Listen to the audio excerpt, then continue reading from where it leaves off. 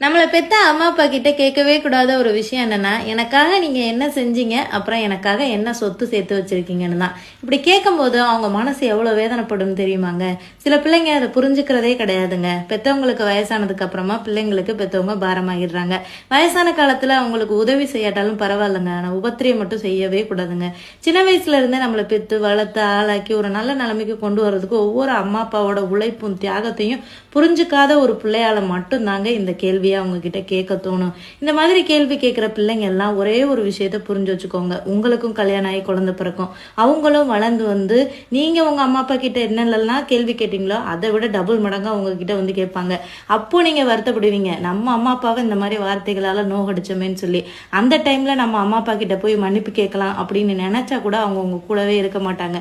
ஏன்னா அதற்கான காலமும் கடந்து போயிடும், அவங்க உங்க கூட இருக்கிறதுக்கான சூழலும்